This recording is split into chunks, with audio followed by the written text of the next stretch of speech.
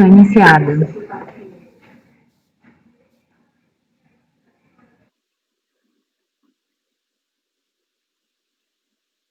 Bom dia, senhores.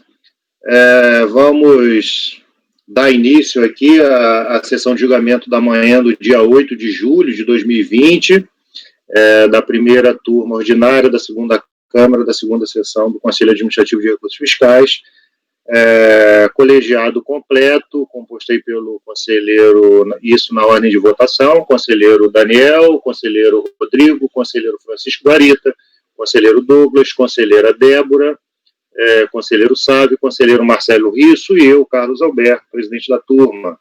Vamos dar início pelo processo número 259, processo final 2018-34, relatoria da conselheira Débora Fófano, contribuinte Pirâmide Lanchonete e Rotisserie Limitada. Conselheira Débora, por favor, fique à vontade. Bom dia a todos.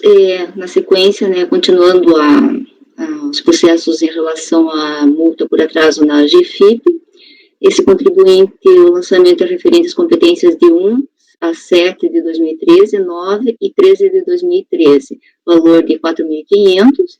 O acórdão da DRJ manteve, a turma julgadora de primeira instância manteve o lançamento, cientificada a decisão, interessado apresentou recurso voluntário, os argumentos a seguir sintetizados: necessidade de prévia intimação, permissão para cobrança das multas das GFIP decorre da norma intraconstitucional, afronta aos princípios constitucionais, entrega intempestiva da GFIP não pode ser vislumbrada como forma de sonegar ou postergar o cumprimento da obrigação principal.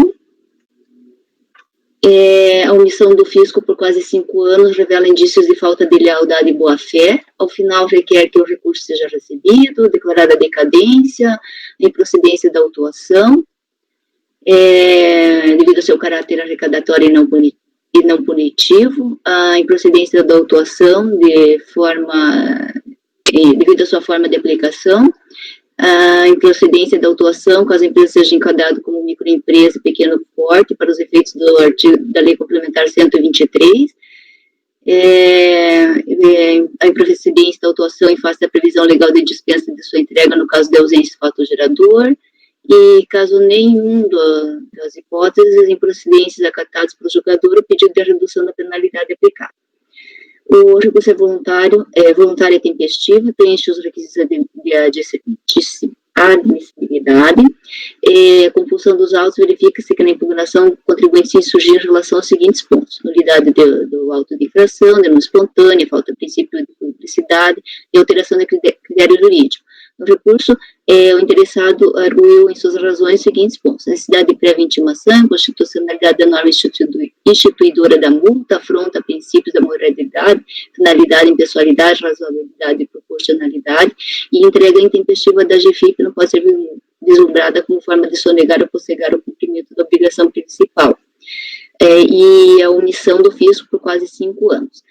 Das matérias aventadas estão preclusas nos termos do artigo 17, a razão pela qual não serão conhecidas. As preliminares. Em relação à arguição de nulidade do auto de infração e violação dos princípios constitucionais, eu cito aqui, faço menção do artigo 59, 142, o artigo 10, e entendo que o lançamento atendeu aos ditames legais, não se verificando ocorrência de cerceamento de defesa. Não assiste também razão recorrente em relação à alegação de nulidade por afronta aos princípios constitucionais. Faço menção à súmula CARF número 2. A questão da decadência, como a gente já sabe, a súmula CARF 148 determina que a aplicação da obrigação acessória segue os ditames do artigo 173.1 do CTN.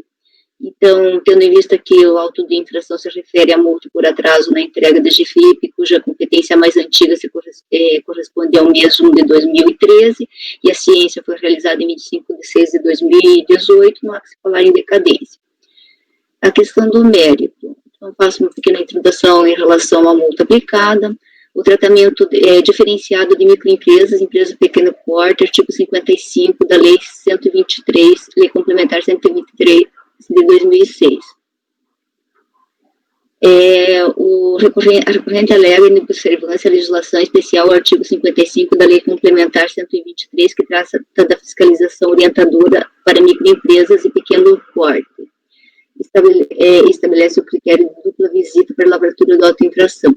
A argumentação de que faz uso ao tratamento diferenciado não se sustenta, uma vez que esse dispositivo não se aplica ao processo administrativo ou fiscal, nos termos do parágrafo 4º do referido artigo.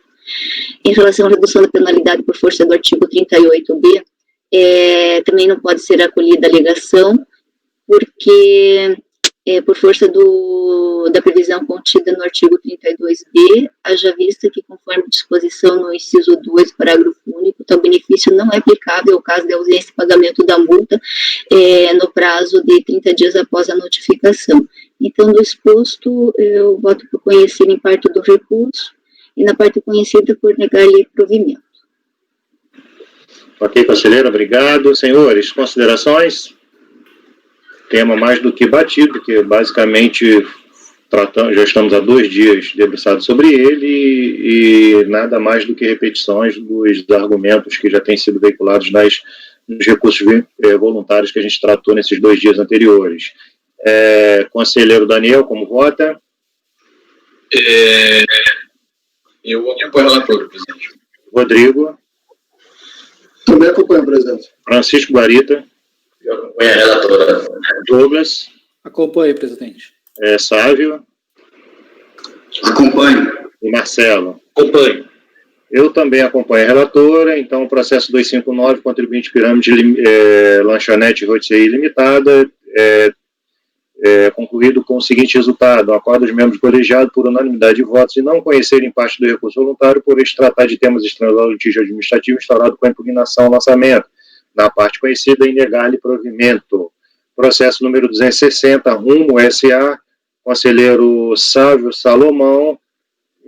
Por favor, esse é um processo que registra a apresentação de memoriais. Por favor, conselheiro Sávio. Bom dia a todos, retomando aqui nossos trabalhos.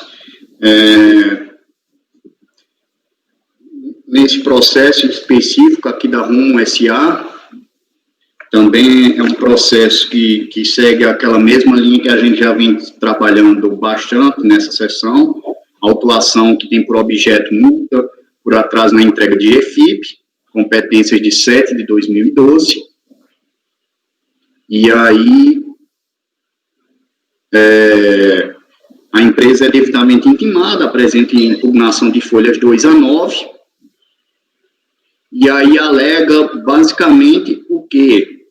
A apresentação que havia apresentado tempestivamente a declaração, a inobservância do princípio da verdade material, a ausência de dano ao erário e a possibilidade de diligência em processo administrativo fiscal. Os autos são remetidos à DRJ e a DRJ entende por julgar a impugnação improcedente. Acórdãos de folhas 79 a 83. E aí sobrevém recurso voluntário em que a empresa alega a entrega, mais uma vez, da tempestiva da GFIP, né, e a necessidade de intimação prévia. E aí eu já vou partir aqui para o ponto principal. Eu até tinha colocado aqui essa questão do voto da intimação prévia, mas eu vou tirar, porque o ponto principal aqui é apenas relacionado à comprovação da entrega, tá? E qual que é a situação? A empresa bem comprovou que havia realmente entregue a GFIP, objeto da autuação, no dia 2/8 de 2012. Esse documento está às folhas 66. Se vocês observarem esse documento, ele foi vinculado à empresa All América Latina Logística S.A., tá? Qual é a questão? Acredito que tenha havido uma alteração social aqui. Essa questão não foi discutida nos autos, até porque não foi objeto da DRJ, tá? Do acórdão. E por que eu estou falando isso? Porque o CNPJ dessa empresa All América é o mesmo da Rumo.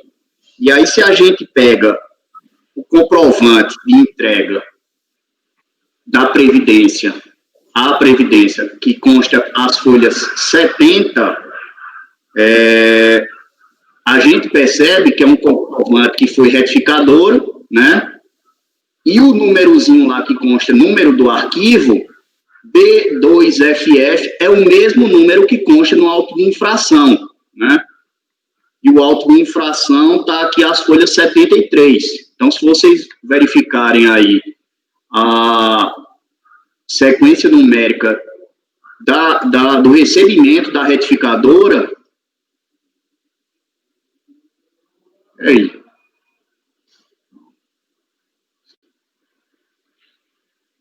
Se vocês verificarem a sequência da retificadora aqui, é o mesmo número que consta lá no comprovante, folhas 62. Eu tinha verificado aqui que era o mesmo número, mas eu estou auto de infração, folha 73, está aqui. E comprovantes, folha 70.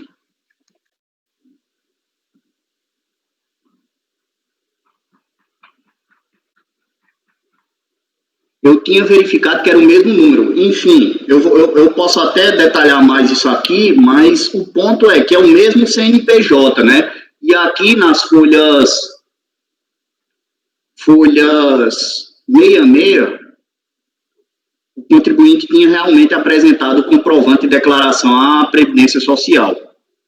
Então, essas seriam minhas considerações, no sentido de dar provimento ao recurso, porque, na minha visão, levando-se em conta o que dispõe o manual GFIP 8.4, o contribuinte bem apresentou esse comprovante de declaração à Previdência.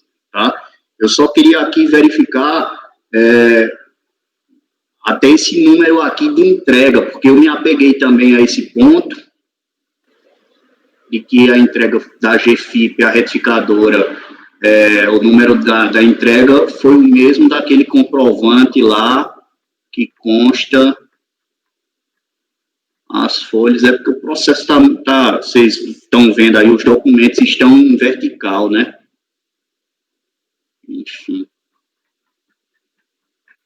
Mas é basicamente isso, presidente. Aperta Ctrl Shift mais, que ele dá uma girada na página que tu quer. Ctrl Shift mais ou Ctrl Shift menos. Ele rotaciona. Aí sim, tá vendo? Show.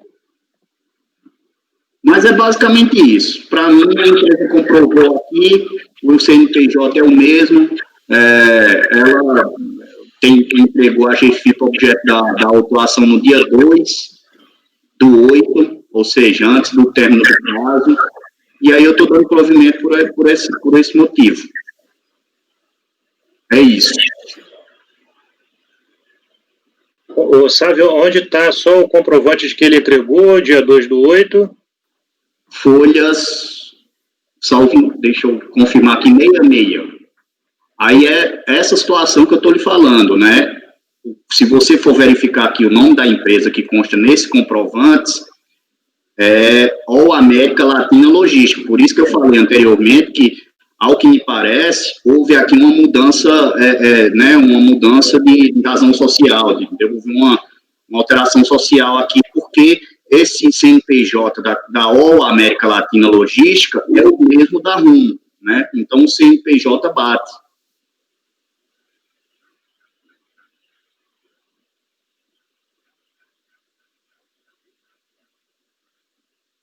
Só verificar o CNPJ aqui da RUM. Ok, já verifiquei isso. Né? É o mesmo CNPJ, sempre é alteração de mudança só do nome do contribuinte. Já tivemos casos, né, semelhantes julgados nessa reunião de julgamento. Depois eu tenho que pegar essa dica com o Rodrigo de como vira, que eu estou cansado de ficar com o pescoço torto aqui para tentar ler documento deitado. Mas depois Ctrl Shift mais ou Ctrl Shift menos, ele girou para um lado ou para o outro. Ou apertar com o botão direito no mouse, também aparece a telinha, daí você vai virando. É outra... É verdade.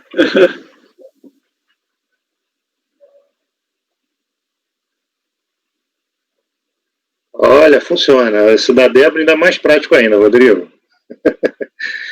Senhores, considerações? Não, presidente. Como vota, conselheiro Daniel? Conselheiro Salve votando por dar provimento ao recurso voluntário diante da constatação de que houve apresentação anterior da GFIP dentro do prazo. Eu acompanho, presidente.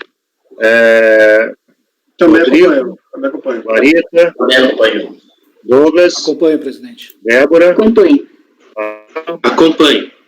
eu também acompanho o relator, então a gente conclui esse processo rumo SA, processo número 260, acorda os membros do colegiado por unanimidade de votos em dar provimento ao recurso voluntário. Passemos ao processo 261, relatoria da conselheira Débora Fófano, TCL, Construções e Serviços, Ereli. Conselheira, por favor, fique à vontade.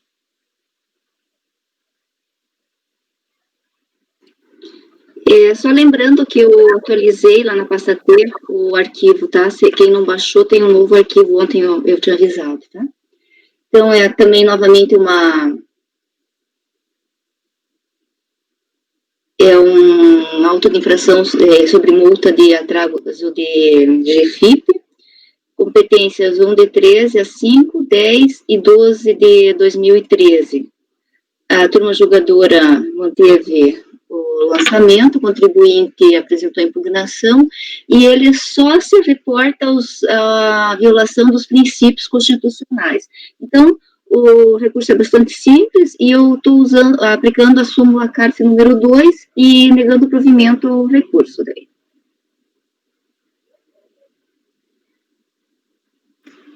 Ok, senhores, acho que nem precisamos, né, de maiores detalhes sobre o tema. Daniel, como vota? Acompanho, presidente. Também acompanho, presidente. Rodrigo, Francisco? Acompanho também. Douglas? Acompanho, presidente. Sávio? Acompanho. Marcelo? Acompanho. Ok, eu também acompanho. Então, nesse caso, acordam os membros do colegiado por unanimidade de votos em negar provimento ao recurso voluntário.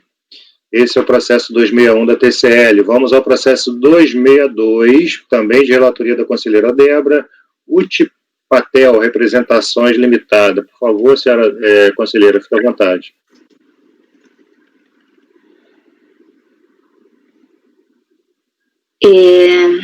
Também é um processo de auto-infração de multa pela entrega de GFIP em atraso, referente às competências de 2 de 10 a 8 de 10.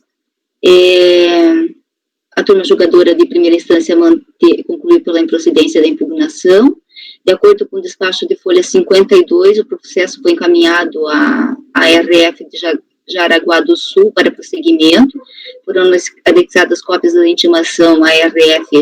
Esse aqui eu vou ter que ler porque tem uma particularidade aí de uma questão de intempestividade, tá? Então, só por isso que eu vou me adentrar um pouquinho nessa questão. Fique à vontade, conselheira. Não consta nos autos a cópia do aviso do recebimento AR com a indicação da ciência do contribuinte do referido acordo. Observa-se que na folha número 86 foi anexado o demonstrativo de rastreamento de correspondência extraído do endereço lá dos Correios, com a indicação de que o objeto foi entregue ao destinatário em 18 de 5 de 2018. O contribuinte apresentou recurso voluntário em 20 de 6 de 2018, folha 57 a 75, acompanhado de documentos, com os mesmos argumentos da impugnação, a seguir sintetizados. Então, depois a gente vai tratar deles no voto. Por meio do despacho sem número, da segunda sessão, datado de 9 de novembro de 2018, a presidente da segunda sessão declarou a intempestividade do recurso voluntário, encaminhando o processo à unidade de origem da Receita Federal para cientificar o sujeito passivo do despacho, bem como para a adoção das demais providências cabíveis. Está na folha 90 e 91. Devidamente cientificado do referido despacho, em 5 de 12 de 2018, a R de folha 104, em 21 de 12 de 2018, o contribuinte apresentou a manifestação de inconformismo, folha 98 e 99, no qual reitera a tempestividade do recurso apresentado sob argumento de ter agendado em 25 de 5 de 2018, dentro do prazo recursal de 30 dias, atendimento presencial para o dia 20 de 6 de 2018, às 15h55, conforme cópia do comprovante de agendamento de folha 100. De acordo com o despacho de encaminhamento de folha 101, tal manifestação do interessado foi recebida na forma de embargos. Então, vou passar para o voto da tempestividade preliminar. Então, a referida intimação 076 de 2018 foi elaborada para identificar o sujeito passivo da decisão constante do acordo, referido pela terceira turma, enviando-lhe uma cópia da mesma e intimando-o a pagar no prazo de 30 dias, a partir da ciência, os débitos constantes no demonstrativo em anexo. Apesar de não constar nos autos a cópia do aviso de recebimento, foi anexada a cópia do rastreamento, obtido no endereço eletrônico dos Correios, com a informação de que o objeto foi entregue em 18 de 5 de 2018. De acordo com o carimbo posto na folha de rosto do recurso voluntário, este foi protocolado na DRF Blumenau em 20 de 6 de 2018.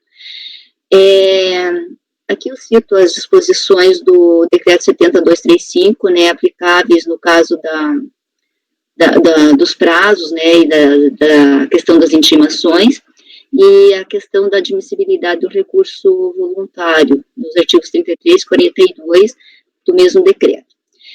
Na hipótese dos autos, considerando-se que a intimação da decisão de primeira instância ocorreu em 18 de 5, data esta não contraditada pelo contribuinte, o prazo que alude ao artigo 33 começou a fluir no dia 21 de 5, segunda-feira, e a interposição do recurso ocorreu no dia 19 de 6 de 2018, terça-feira, tendo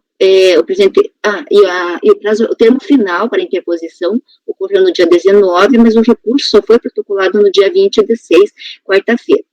Como argumento de defesa, o contribuinte afirmou ter conseguido no dia 25 de 5 de 2018, dentro do prazo recursal de 30 dias, atendimento presencial apenas para o dia 20 de 6 de 2018, às 15h55, com destaque, naquele documento que ele anexa, para o serviço de processo, senhas e procuração, processo previdenciário e protocolo, anexando cópia da senha de atendimento à folha 100. Com efeito nisso, que na seara processual, que para ter força desconstitutiva de um fato, a argumentação deve ser calcada de um suporte probatório suficiente para lhe conferir certeza da sua existência, uma vez que não basta só alegar, é necessário também provar. Nesse sentido, a alegação do contribuinte é plausível, na medida que carregou aos autos elemento comprobatório, ou seja, a senha de atendimento emitida em 25 de 5 de 2008 para atendimento agendado apenas para o dia 20 de 6 de 2018. E ele ainda afirma, nas folhas 98 e 99, que é notório que não é dado ao recorrente a escolha da data e horário de atendimento que melhor lhe convier. O agendamento de atendimento obedece a datas e horários disponíveis, apresentados pelo sistema, e naquela oportunidade a data mais próxima possível era a que foi agendada. Se não há data disponível para a interposição do recurso no prazo, há que se prevalecer a data do agendamento em detrimento da data do efetivo protocolo. É oportuno mencionar que a Receita Federal só oportuniza atendimento para casos desta natureza mediante prévio atendimento. Inútil comparecer à unidade da Receita Federal sem agendamento, pois não receberá atendimento. Assim, a recorrente não pode ser prejudicada por aquilo que não deu causa e sequer tinha como equacionar, pois não dependia da sua vontade. Assim, pelo conjunto de elementos trazidos aos autos, deve ser admitido o presente recurso. Essa é uma preliminar, então eu gostaria de ver se a gente dá sequência, porque se for entendido pela intempestividade, daí então a parte do mérito fica prejudicada.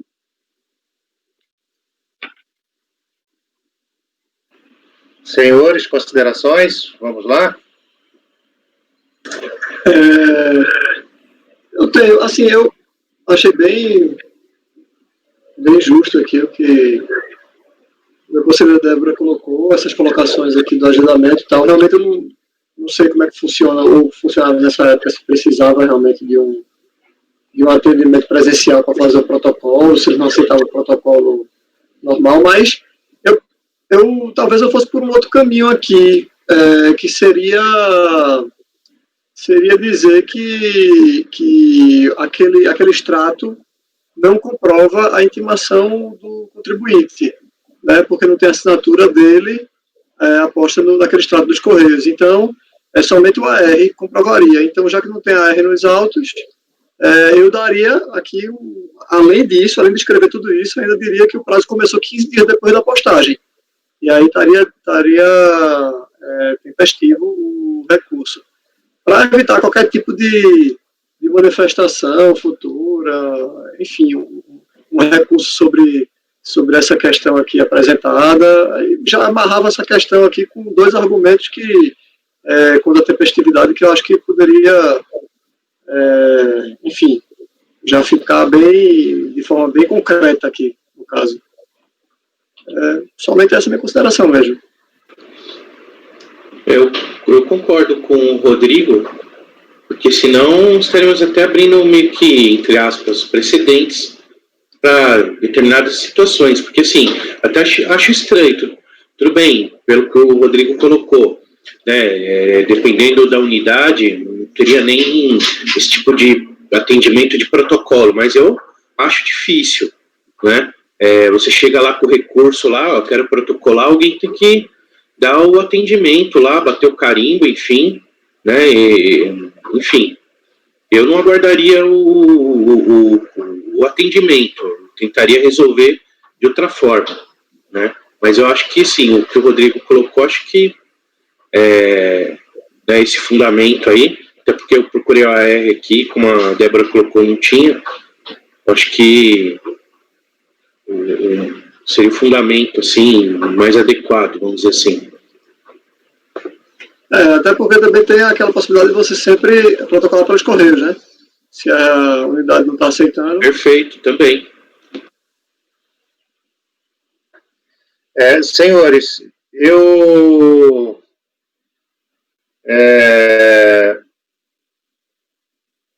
estou procurando aqui, enfim, é um tema que chega, de repente, a gente achar a legislação meio complicado, né?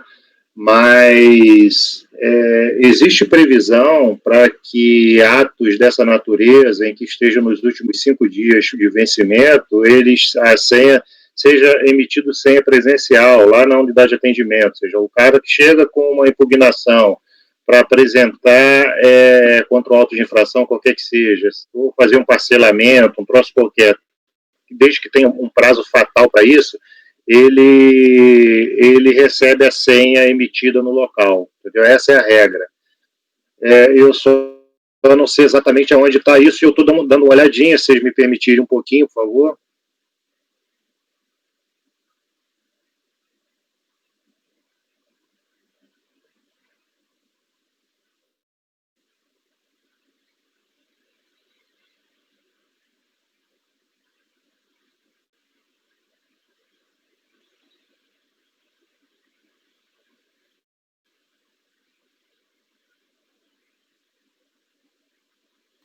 Eu só vou fazer uma colocação em relação a esse prazo do dia 18, porque tem essa declaração aí da Folha 90, que considerou que o sujeito passivo foi cientificado, foi uma declaração de intempestividade, né, da interposição do recurso, assinada pela presidente da 2ª sessão.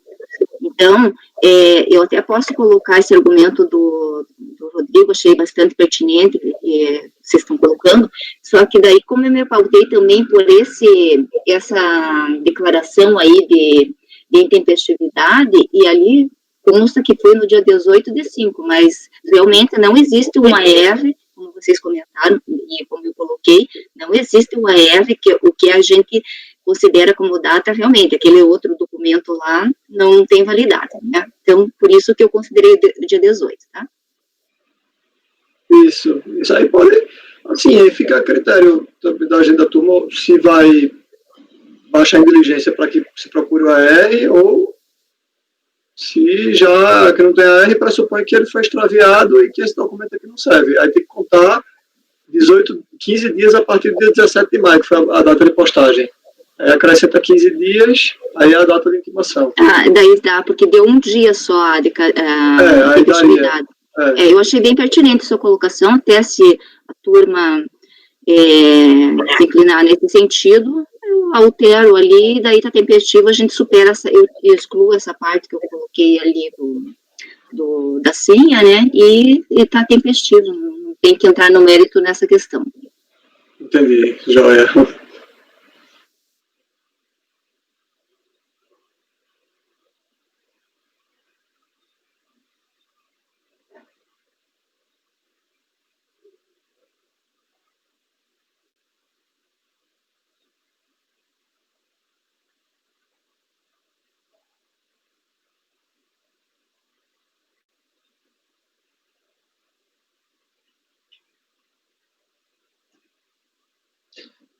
Eu até achei a portaria que cuida do agendamento aqui, mas não localizei esse item específico, mas isso é regra, eu só não sei onde está.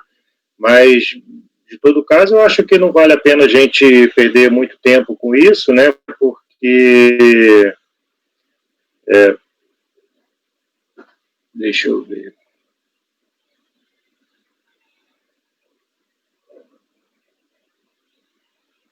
Porque o tema em si é um tema que tem uma complexidade, acho que a gente pode caminhar, mas, assim, eu estou convicto de que há uma previsão e eu só não sei aonde, né, determinando que o atendimento solicitado pelo contribuinte na unidade de atendimento nos últimos 5 dias do prazo fatal, ele deve ser atendido por meio de emissão de senha local. Tá? Então, essa é a regra do atendimento nas unidades da Receita Federal. Não sei exatamente onde está isso. Né? Então, assim, e aí eu estou certo de que tá certo, Rodrigo, com relação à questão da falta de comprovação, aquele extrato realmente não comprova, porque pode ser que, inclusive, no AES, se o contribuinte não colocou a data, ele não vai contar dali, ele vai contar um pouquinho mais da frente. Então, eu votaria nesse caso, até para dar um tempo maior aí para gente avaliar essa questão que eu comentei sobre a especificação de emissão de senha no local nos últimos 5 dias, eu sugeri o processo de diligência para juntar o AR em si.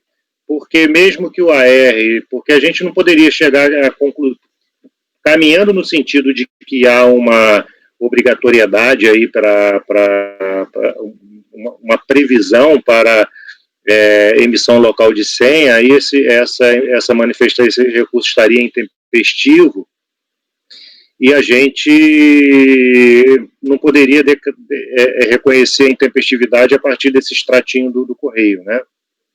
Então, de todo modo, precisaria, caminhando nesse sentido, precisaria da gente ter o AR em si, né, juntado ao AR.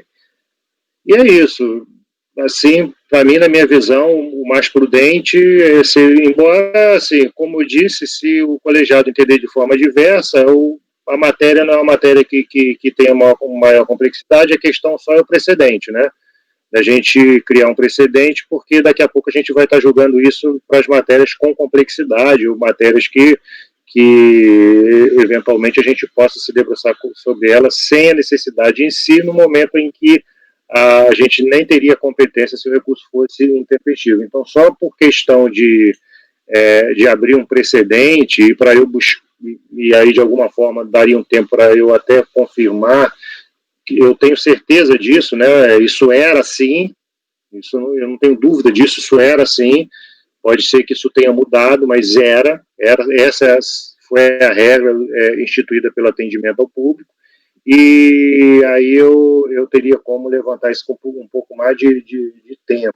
Mas de todo caso, mesmo que levantasse, não adiantaria eu pedir vista, por exemplo, no processo, para fazer essa verificação, e aí para depois eu chegar à conclusão na próxima reunião de que deveria baixar o processo de diligência. Então, por isso que a minha sugestão seria já pela conversão para fazer essa, assim como nós já fizemos em outros processos, né? Nós já fizemos em outros processos por conta da convicção do colegiado aí de que esse documento, ele de fato não comprova a ciência do contribuinte. A gente está com uma diferença de apenas um dia, né? E é isso. Entendi. Eu também acho prudente, presidente, como você disse, né, não criar esse precedente e, porque é menos complexo, então vamos entender que já que não tem R, não vou pedir para buscar. Eu acho que realmente a gente pode criar essa regra, né? Não, vamos buscar o AR.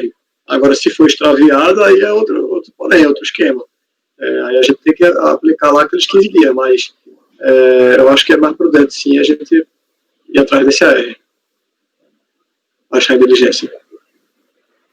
Ok. Débora, o que você acha? Eu concordo, presidente. Concorda? Concordo. Senhores, então, diante da manifestação da conselheira relatora por converter o julgamento do processo de diligência para a juntada do AR, coisa que nós já fizemos em outros casos, né, semelhantes, como vota aí o conselheiro Daniel? Eu acompanho, presidente, só que talvez restará infrutífera porque o AR talvez não vá ter mais como juntar, né, mas me parece que não é tão antigo assim, é recente, né?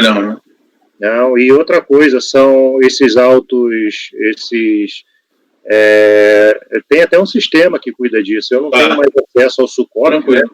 Mas tem um sistema que esses AR, se for utilizado esse serviço, se não for um AR manual, esse AR vai estar lá no sistema. Agora, se a unidade não tiver o AR, aí está tempestivo porque ela não consegue comprovar que é intempestivo, só isso. A gente tem que presumir que está tempestivo. Rodrigo? Também acompanho, presidente. Guarita? Também acompanho. Douglas? Acompanho, presidente. Sávio? Acompanho. Marcelo? Acompanho. Ok, senhores, então ficamos assim, e eu fico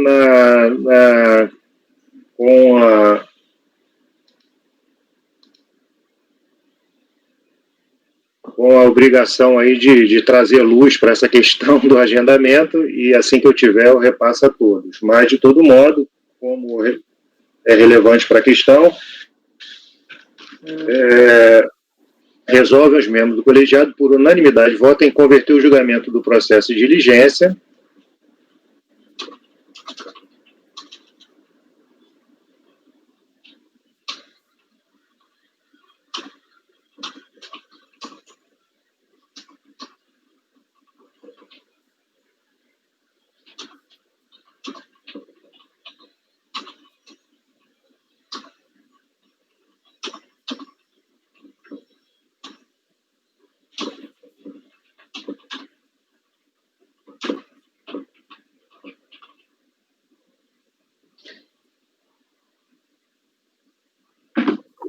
Então, ficou assim: para que a unidade preparadora junte aos autos o aviso de recebimento da intimação que deu ciência ao contribuinte da decisão de primeira instância. Tudo bem, senhores? Ok? Tudo bem. Então, passamos ao processo número 263, Iamateiro Representações, também da relatoria da conselheira Débora. Posso começar? Então, trata-se também de auto de infração de multa entrega de GFIP, valor do crédito 4.500, competências 1 a 9 de 2011. A decisão de primeira instância manteve o lançamento, cientificado da decisão, por meio de sua caixa postal, o contribuinte apresentou o recurso voluntário. Ele alega aí nulidade, decadência, fiscalização orientadora, denúncia espontânea, afronta aos princípios, manual da GFIP, e ao final requer o efeito suspensível, declarada decadência, improcedência da autuação. Então, a questão da nulidade é muito parecido com o anterior que a gente já fez, né, a violação aos princípios. Eu cito aqui o artigo 59 do decreto 70.235, o artigo 10 do decreto também 70.235, e entendo que o lançamento atendeu aos ditames, não se verificando a ocorrência de cerceamento. também a nulidade da decisão de primeira instância por falta de enfrentamento, tese que não merece prosperar. Daí já tem aquela jurisprudência, né, dos tribunais superiores, que o julgador não é obrigado a se manifestar sobre todas as alterações, as alegações da impugnação, então não merece provimento nesse sentido, a alegação Daí eu transcrevo aqui alguns julgados, né, dos tribunais sobre essa questão da manifestação, que não há necessidade da manifestação sobre todos os pontos. Então, descabe a alegação de nulidade. Também não existe razão quanto à nulidade da decisão de primeira instância por afronta aos princípios constitucionais, daí faço menção à súmula CARF número 2. Da decadência também, a súmula CARF número 148, o prazo decadencial é com base no artigo 731, a competência mais antiga é 1 de 2011, a ciência foi realizada em 7 de 10 de 2016. A questão da dupla visita lá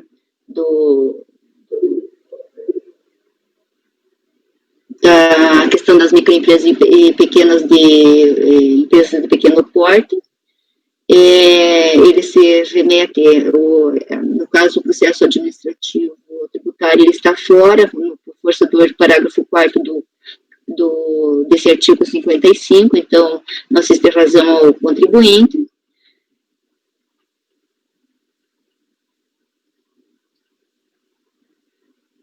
Deixa eu ver, a questão da multa, a denúncia espontânea, também é súmula 49, cito aqui a jurisprudência do STJ, que entende que não cabe a denúncia espontânea no caso de obrigação acessória, súmula 49, a intimação prévia para a lavratura dual, antes da lavratura do auto, a súmula 46, em observância do princípio da publicidade, aquela que menciona lá o artigo o 3º do decreto 4.567, que ninguém pode alegar desconhecimento da lei para justificar o seu descumprimento, a não inobservância do artigo da instrução normativa 880 e o artigo 100,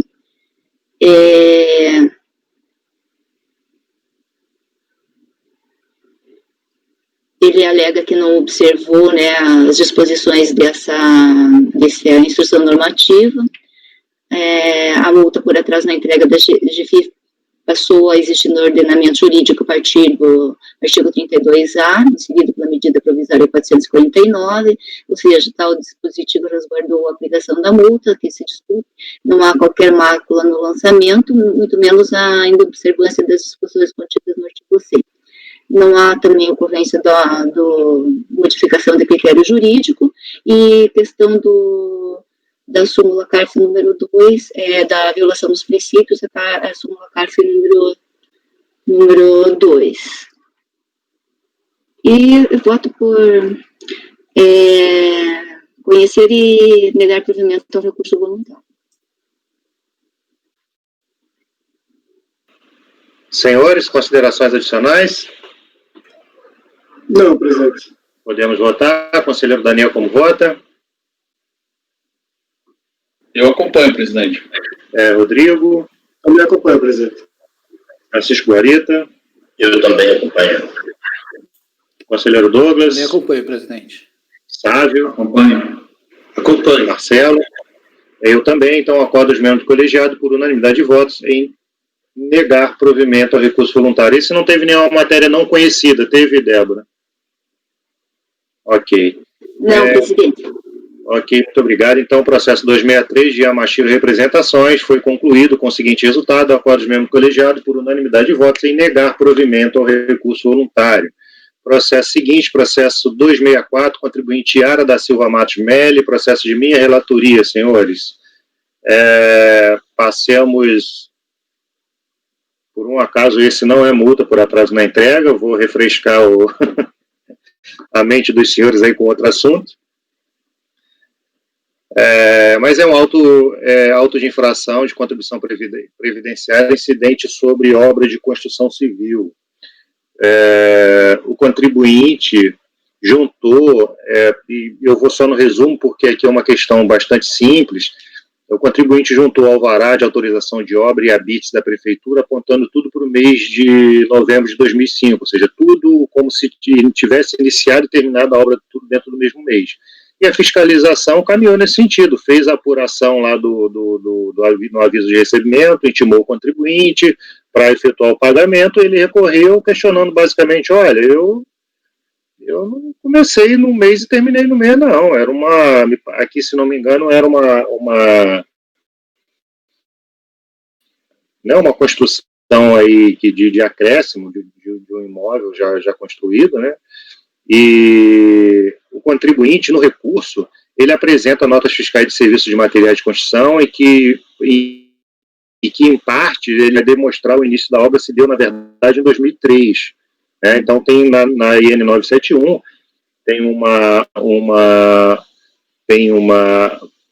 a legislação diz quais são os documentos que podem comprovar o início e o fim da obra. E o início da obra praticamente é o mesmo, muda um dia aqui apenas, mas quer dizer, o fim da obra, porque aí eu tenho que ir para o alvará, porque o alvará diz que concluiu em novembro de 2005, mas o início da obra eu identifico que, na verdade, ele começou em 2003, né? E como o contribuinte só fez essa apuração lá na frente, uma parte desse período vai ficar no que a legislação chama de período decadente. Okay? Então, uma parte dessa obra foi construída em período decadente. Eu não sei se os senhores estão ambientados com essa matéria, e eu não estou também, mas, enfim, eu tive que buscar alguma informação para avaliar. Mas, sintetizando, a Receita identifica início e fim da obra. E, nesse período, ela distribui o valor dessa remuneração apurada de forma indireta, nesse caso, de maneira uniforme. Ou seja, se são 10 meses, ela divide 10% para cada mês. Se são 20 meses, 5% para cada mês. E assim vai até concluir. Se uma parte desse período ele está além dos 5 anos, né, para constituir o crédito tributário, ou seja, essa parcela dessa parte decadente, ela é desconsiderada. Então, eu vou direto para o voto, e aí vou só fazer essa leitura do voto, porque aqui ele tem uma particularidade que foi lançado no contribuinte empresa, terceiros e empregados, e a DRJ tratou disso, fez uma decisão falando, olha, eu estou tratando desses 3 temas, mas eu vou colocar separado lá nos processos, eu vou julgar separado nos processos. Julgou separado e os processos estão apensados a esse. Só que os outros 2 processos não deram ciência ao contribuinte, ou seja, o contribuinte não apresentou. Ou seja, eu estou julgando um processo, nós estamos julgando um processo que tem exatamente o mesmo conteúdo a ser discutido em outros 2 processos. Mas para esses 2 processos não havia sido dado. Eu poderia ter baixado esse processo de diligência, sei lá, para ir lá dar ciência, espero a manifestação, mas eu não sei nem se o contribuinte vai fazer a manifestação, não vai, e não identifico nada que importe a impossibilidade da gente julgar. Então eu coloco aqui, embora tenha sido incluídos acordos distintos para cada um dos processos apensados, a ciência do julgamento de primeira instância se deu apenas em relação ao presente processo, levando o contribuinte a apresentar apenas recurso a esse processo. Então, seria salutar que a unidade responsável pela administração do tributo, no exercício pleno do seu juízo de conveniência e oportunidade, avaliasse a melhor medida disponível a ser adotada, como, a título de exemplo, cientificar o contribuinte das decisões exaradas nos processos apensos, que ressalte são idênticas à emitida no presente processo, dando seguimento a uma longa e custosa tramitação em segunda instância administrativa, ou por medida de economia processual em homenagem aos princípios de eficiência e da autotutela administrativa, rever de ofício os outros 2 lançamentos, aplicando as conclusões que estes colegiados chegarem em relação ao julgamento hora iniciado. Tudo naturalmente com as cautelas necessárias para que não haja prejuízo ao fiscalizado, em particular em uma eventual situação em que este não se conforme com a decisão deste Conselho e objetive, a partir de novo rito, novas razões do julgamento. Só estou comentando isso para não trazer prejuízo, ou seja, na verdade houve uma falha aqui no encaminhamento do processo e que vai gerar um retrabalho, né? Se esses processos, esses 2 retornarem, por exemplo, e eu pegar esse esses outros dois processos na próxima distribuição, vai ser ótimo, porque eu já estou com os votos deles prontos. Mas, assim, um novo julgamento não traria maior dificuldade. Só é uma questão longa, né? Você se arrasta aí por um bom período para poder chegar a essa conclusão. Então, aqui eu só faço o apontamento, já tratando da decadência, porque é isso que o contribuinte basicamente questiona. Eu faço essa informação que ele afirma que teria começado antes, põe aqui a legislação que trata da matéria, em particular destaco aqui o que serve para comprovar o início da obra, que é um dos seguintes documentos. Aí ele coloca aqui nota fiscal de compra material, comprovação de término de obra no período decadencial, enfim. E, quer dizer, a comprovação do término se dá pelo ABITS, eu destaquei porque eu analisando os documentos, entendo que o documento que contido no processo que comprova a conclusão é o ABITS, e o contribuinte, em algum momento, ele questionou, ele falou assim, olha, eu comecei antes, porque eu, inclusive, coloquei nas declarações de rendimento. Aí você vai na declaração de rendimento, ele está lá, obra iniciada no processo tal, o exercício seguinte, obra encaminhamento, depois obra terminada. Só que a legislação prevê um pouco mais restrita para comprovação mediante declaração, porque a declaração em si ela não comprova, mas ela precisa de outros documentos, conforme esse parágrafo 4, que ele fala 3 dos seguintes documentos. E ainda assim ele fala que a declaração tem que estar apontando endereço e área, e não tinha esse nível de detalhamento, ok? Então, nesse sentido, após avaliar tudo mais que consta dos autos, eu aponto aqui uma nova data de início da obra e uma nova data de término da obra. Na verdade, a data de término é praticamente a mesma, né? E concluo que, tendo em vista que a ciência do lançamento ocorreu em outubro de 2010, há de se reconhecer alcançado pela decadência o período compreendido entre o início da obra de ampliação, 2 de março de 2003, até novembro de 2004, sendo certo, conforme bem pontuado pela decisão recorrida, considerando o início da contagem do prazo decadencial no primeiro dia do exercício seguinte, aquele em que o lançamento poderia ter sido efetuado, podem ser exigidas contribuições previdenciárias a partir da competência de dezembro de 2004, já que para tal mês apenas seria possível efetuar o lançamento a partir de janeiro de 2005 e, nesse caso, o início da fluência do prazo decadencial se daria apenas em janeiro de 2006. Então, é nesse sentido a minha conclusão. Eu não sei se os senhores querem algum outro tipo de detalhamento, mas eu concluo por dar provimento parcial ao recurso voluntário para determinar o recálculo do tributo devido, considerando como data de início da obra 2 de dezembro de 2003 e conclusão 22 de novembro de 2005, reconhecemos como decadente o período compreendido entre o início da obra de ampliação até o mês de novembro de 2004, inclusive. Senhores, considerações? Não, presidente. Está bem claro aqui. Na sessão passada, a gente julgou 3 casos, acho que do Tênis House Club, alguma coisa assim, que o contribuinte só tratou de decadência, só que, ao contrário da IN, ele trouxe os carnês do IPTU, mas, sim, não era verossímil, assim, totalmente a informação ali. E, senhores, então, nem a matéria tão nova assim, né? Mas vamos lá. Daniel, como vota? Eu acompanho, presidente. Rodrigo? Também acompanho, presidente. Marita? Eu acompanho o relator. Douglas? Acompanho, presidente. Sábio?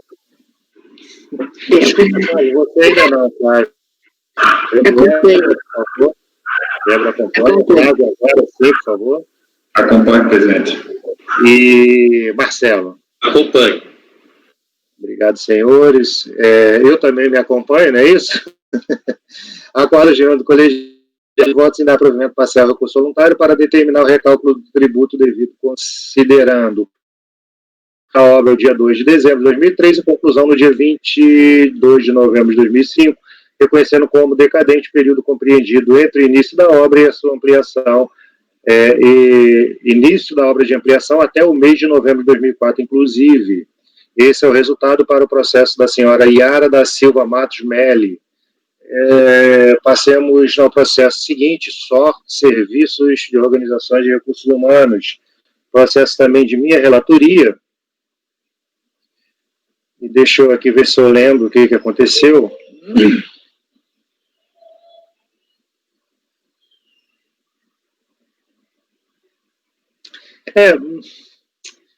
Na verdade, o que ocorreu aqui foi o seguinte: antes mesmo do recurso da impugnação, o contribuinte faz uma retificadora da sua da GFIP e apresenta e recolhe alguns débitos, né? E aí a DRJ entende que o contribuinte, ela sempre fala, quanto aos recolhimentos efetuados, eu não vou apropriar, porque isso compete ao contribuinte ir lá e solicitar essa apropriação. Então, eu vou ler só esse resumo, que eu destaco em vermelho no início: lançamento a cargo da empresa incidente sobre remuneração de contribuinte individual. O contribuinte apresentou impugnação, falando que o lançamento seria improcedente, já que todos os valores devidos teriam sido recolhidos regularmente.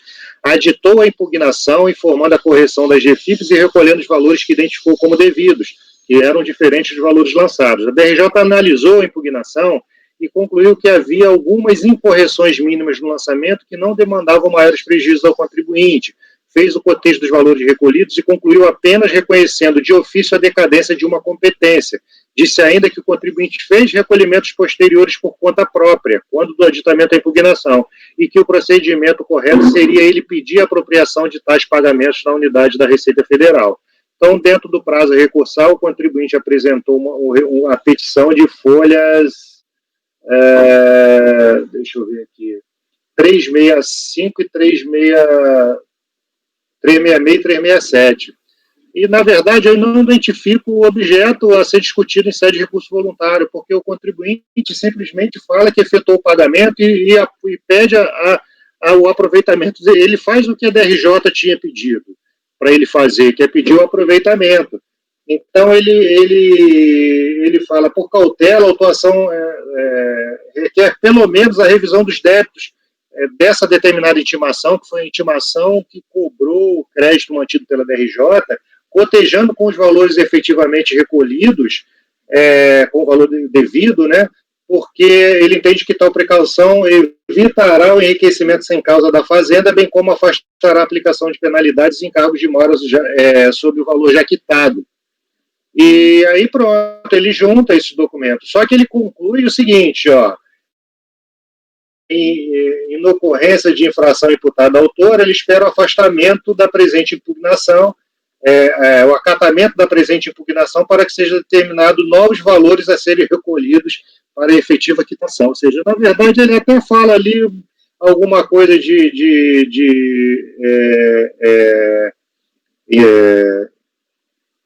para que seja acatada ali a impugnação, que na verdade a gente não está tratando mais de impugnação, mas aí, na essência aqui, o que ele quer é exatamente o aproveitamento desses recolhimentos, foi o que eu identifiquei. Então, nesse sentido, eu não conheço do recurso, por não haver litígio a ser analisado, bastante que a unidade aproprie as guias ou oriente o contribuinte no caso de não disponibilidade ou de necessidade de retificação das mesmas. Se o pagamento, e digo ainda que se o pagamento é sem ressalva e importa a desistência do recurso, neste caso, na parte recolhida, tal desistência se deu antes mesmo da impugnação. Então, é nesse sentido que voto, senhores. O voto é curtinho, mas acho que não tem necessidade de leitura. Alguma consideração, senhores? Essa revisão, que eu não li aqui até o final do voto, mas a revisão vai ser feita pela autoridade administrativa. Sim, pela unidade preparadora. Porque a DRJ fala assim, olha, você fez os pagamentos, mas você precisa ir lá e pedir para fazer a alocação, só isso. Só isso. Para mim, ele está seguindo o que a DRJ fez aqui. Ele está pedindo para a gente fazer, e a gente não pode fazer, então... Isso não é recurso, ele não está se insurgindo contra nada, ele não se insurge contra a conclusão da DRJ, ele simplesmente fala, aproveita os pagamentos, e relaciona exatamente os 3 pagamentos que ele tinha feito e apresentado à DRJ antes. Entendi. Isso mesmo. Por isso que eu coloco aqui, na essência, a defesa apenas requer o aproveitamento dos valores recolhidos quando da apresentação da impugnação, apontando exatamente para 3 recolhimentos que foram efetuados em novembro de 2008, para os quais a DRJ, conforme destacado no relatório Supra, apontou a necessidade de requerimento formulado pelo contribuição. Ok, senhores? Perfeito. Passamos ao voto. Como vota, conselheiro Daniel? Acompanho, presidente. Rodrigo? Também acompanho, presidente. Guarita? Eu também acompanho no relator. Douglas? Acompanho, presidente. Débora? Acompanho. Sávio? Acompanho. Marcelo? Acompanho. Ok, senhores, então o processo 365, ele é concluído com o seguinte resultado: a qual os membros do colegiado, por unanimidade de votos, em não conhecer do recurso voluntário, por inexistência de litígio apto a ser julgado em segunda instância administrativa. Processo seguinte,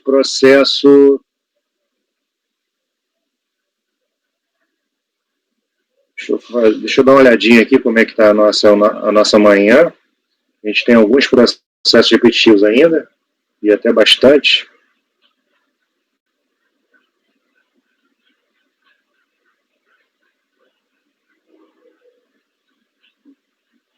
Enfim, são tantos processos repetitivos que eu não consigo identificar nem quantos processos efetivos a gente precisa julgar, né?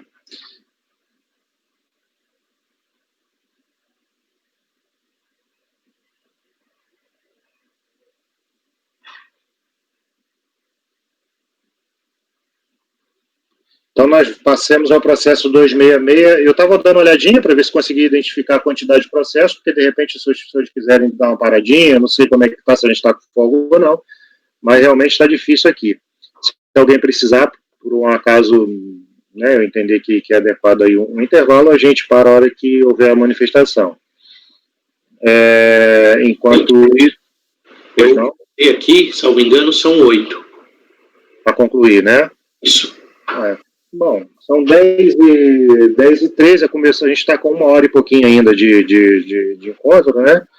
Vamos então para o processo 266, Zoom Lavanderia Limitada, processo de relatoria da conselheira Débora. Por favor, conselheira, fique à vontade.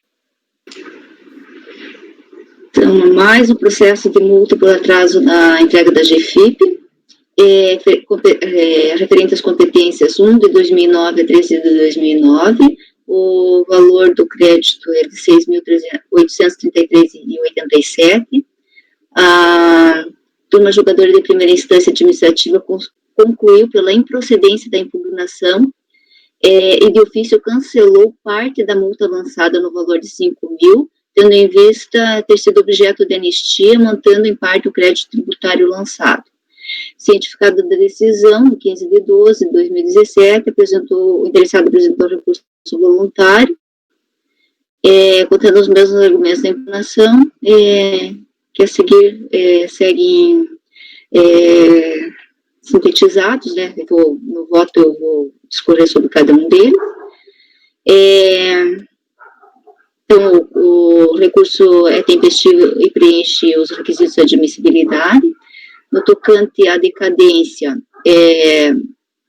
já está mais que batido, né, que é o artigo 173, súmula carta 148,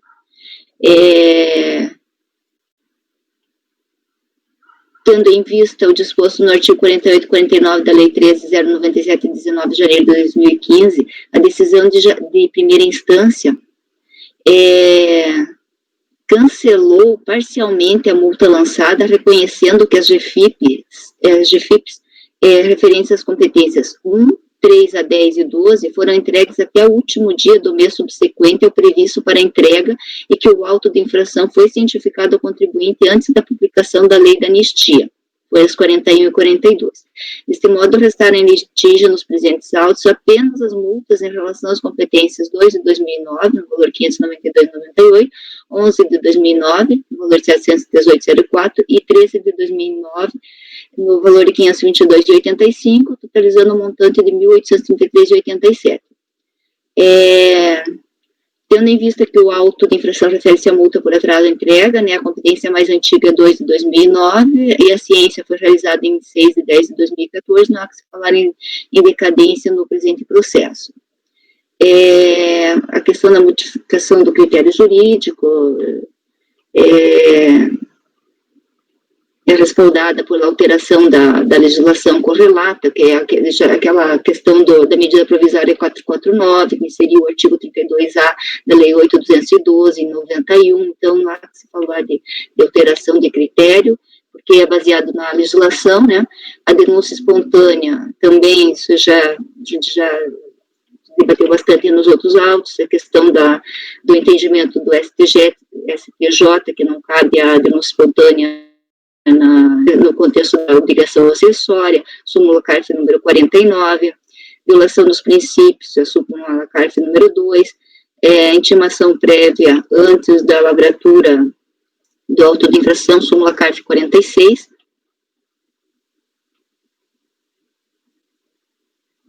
Ele questiona, em sede de recurso voluntário, que houve uma divergência que o DARF enviado juntamente com a cópia do acórdão da DRJ de folha 45 não condiz com os valores apontados no demonstrativo de débito, intimação 351 de 2017, apresentando diversos campos com divergências, 3, 4 e 5. Compulsando os documentos em questão, verifica-se que a reclamação do contribuinte é pertinente, de modo que a unidade preparadora, no momento da execução do presente julgado, deverá sanear o equívoco atentando para o correto procedimento do DARF. A questão da suspensão da exigibilidade do crédito tributário, que nos termos do artigo 151.3, a interposição dentro do prazo do recurso, ela suspende o prazo até a decisão final do litígio. Então, eu voto por negar provimento ao recurso voluntário nos termos do voto. Assim.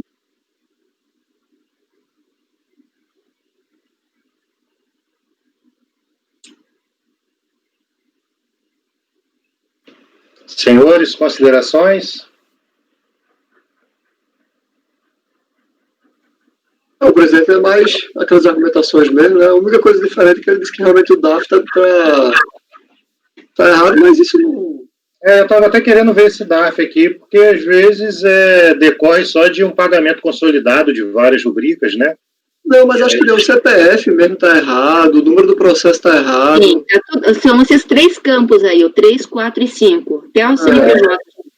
Folha 45, tá diferente mesmo esse DAF. Mas, na hora que causa, até porque se ele for pagar, ele não vai pagar através desse DAF agora, né? Ele vai gerar outro. Na verdade, está em CPF, né? Deveria ser CNPJ.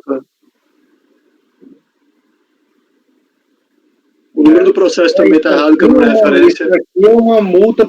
Isso aqui é uma multa, um DAF de Canelão. 2904, eu acho que é auto de infração de pessoa física. Por isso que acho que tem um CPF ali, né? Fizeram uma confusão. A gente está... ele até aponta o processo 2014-00. É esse que a gente está tratando? 2014-00. Sim. Realmente está errado. Senhores, como vota aí, na verdade, a conselheira só negando provimento ao recurso, não é isso? Mas agora, isso seria o suficiente para entender como um provimento parcial, para determinar a correção do DARF? Isso daí a autoridade faz, né?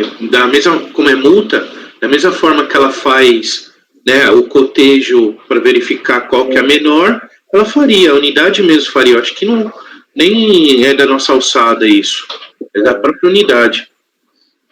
Bom, então a conselheira votando por negar provimento do recurso voluntário, com essa ressalvando lá que é a unidade que vai fazer essa correção, que ela identificou que de fato há erros na guia de recolhimento entregue no DARF apresentado ao contribuinte. Conselheiro Daniel, como vota? Eu acompanho, presidente. Rodrigo? Também acompanho, presidente. Francisco Guarita? Eu acompanho a nossa relatora. Douglas? Acompanho, presidente. Sávio? Acompanho. Marcelo? Acompanho. Eu também. Então, processos 1, Lavanderia Limitada, concluir da seguinte forma: acórdão os membros do colegiado por unanimidade de votos e negar provimento do recurso voluntário. Processo 267, relatoria do conselheiro Sávio Simvaldo Alves de Paula. Por favor, conselheiro, fique à vontade. Mais um processo aqui de luta por atraso na entrega de GFIP, competências de 2012. O contribuinte se insurgiu da autuação apresentando impugnação de folhas 6 a 7. Dispõe basicamente que as GFIPs foram recolhidas nos termos da legislação de regência, que, muito embora tenham sido realizadas em atraso, foram recolhidas espontaneamente, que a visão da autoridade fiscal destoava da legislação e que, confrontando-se a data de recolhimento com o que dispõe a legislação de regência, seria possível perceber que inexistiu ato faltoso. Os autos são encaminhados para a DRJ e em acórdãos de folhas 17 a 19, a impugnação é julgada improcedente. O contribuinte vem e apresenta recurso voluntário de folhas 27 a 28. E aí levanta uma preliminar, né, de que a autoridade fiscal deixou de atender algumas questões formais quanto da lavratura do próprio auto ou durante o procedimento fiscalizatório, relativas à ocorrência da decadência e ao erro na identificação do sujeito passivo. Essas alegações de vícios formais e erro na identificação do sujeito passivo não podem ser conhecidas, né? São questões novas.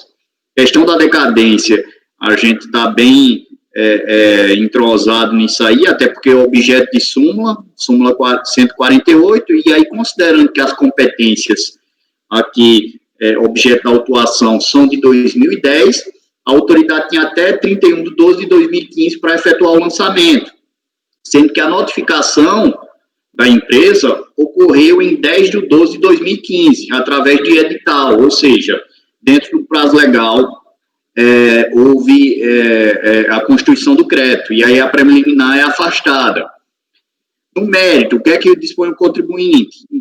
Inconstitucionalidade da multa, mais uma alegação nova, e aí eu não estou conhecendo, e também que havia efetuado os recolhimentos de acordo com a legislação de regência. E aí eu estou fazendo aquela diferenciação entre obrigações acessórias e obrigações principais, né? Para, no final, concluir que, ainda que o contribuinte ou o sujeito passivo adimpla com as obrigações principais, ele não estará isento de cumprir com as obrigações acessórias. Mais ou menos nessa linha aí, no sentido de que as obrigações acessórias são autônomas em relação às obrigações principais. E aí, no final das contas, eu estou conhecendo parcialmente do recurso e na parte conhecida estou negando o provimento. Basicamente isso.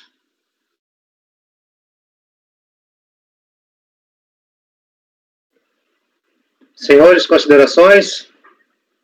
Não, presidente.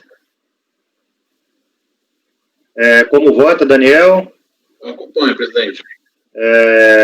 Rodrigo? Também acompanho, presidente. Guarita? Também acompanho. Douglas? Acompanho, presidente. Débora? Acompanho. Marcelo? Acompanho. Eu também acompanho. Então, para o processo do contribuinte Simvaldo Alves de Paula, acorda os membros do colegiado por unanimidade de votos e nem conhecer em parte de recurso voluntário, por tratar de termos estranho litígio administrativo instaurado com a impugnação do lançamento, na parte conhecida, e negar-lhe provimento. Conselheira Débora, relatora do próximo processo, que é o 268, processo contribuinte Solares, Engenharia Ambiental Limitada, processo que se constitui de um paradigma do lote de repetitivos, correspondente aos processos 269 a 271, 269, 270 e 271. Por favor, conselheira Débora, fique à vontade para a leitura do seu relatório e voto.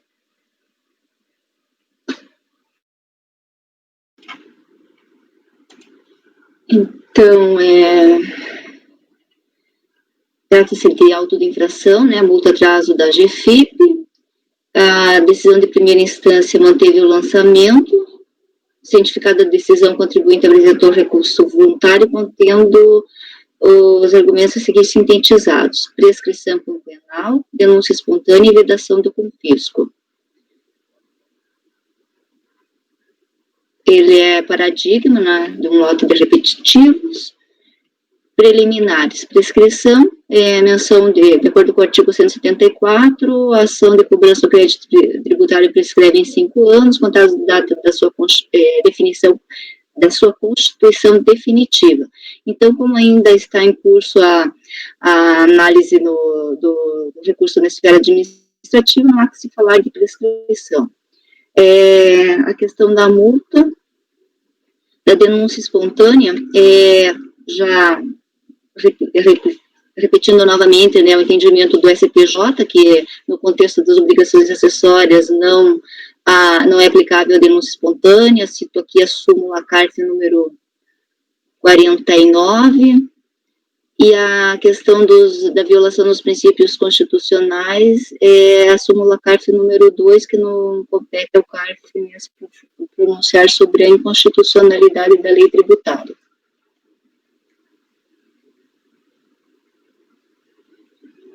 Na questão da vedação ao confisco, tá? Ok, conselheira. Senhores, conselheira Débora, votando por negar provimento ao recurso voluntário em razão dos argumentos que ela acabou de citar. Como vota conselheiro Daniel? Eu acompanho, presidente. Rodrigo? Também acompanho, presidente. Francisco Guarita? Eu também acompanho, presidente. Douglas? Acompanhe, presidente. Sávio? Acompanho. E Marcelo? Acompanho. Ok, eu também acompanho. Então, para o processo 268, o resultado acordam os membros do colegiado, por unanimidade de votos, em negar provimento ao recurso voluntário. Para os processos 269, 270, 271, o processo constitui o repetitivo deste paradigma, o resultado fica: acorda os membros do colegiado, por unanimidade de votos, em negar provimento ao recurso voluntário. O julgamento deste processo seguiu a sistemática do recurso repetitivo, aplicando-se o decidido no julgamento do processo final 2018-16, paradigma ao qual esse processo foi vinculado. Esses são os processos contribuinte Bonsul, Indústria e Comércio de Carnes e Derivados, VSL, Advogados Associados, e Berdchevsky, Serviço Médico e Sociedade Sim. Vamos ao processo seguinte, processo agora de minha relatoria, Sindicato dos Servidores Públicos Municipais de Mogi Mirim. Não, acho que esse está dentro dos... Não tá. Ah, tá não? Ah, tá. É porque ele seguiu aqui. Não.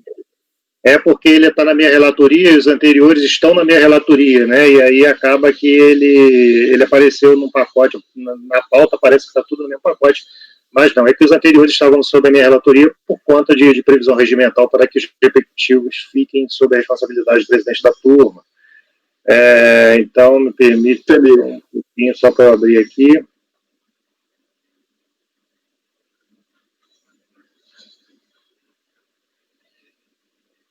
Esse é o Sindicato dos Servidores, que eu já não lembro o que é, mas vamos ver agora.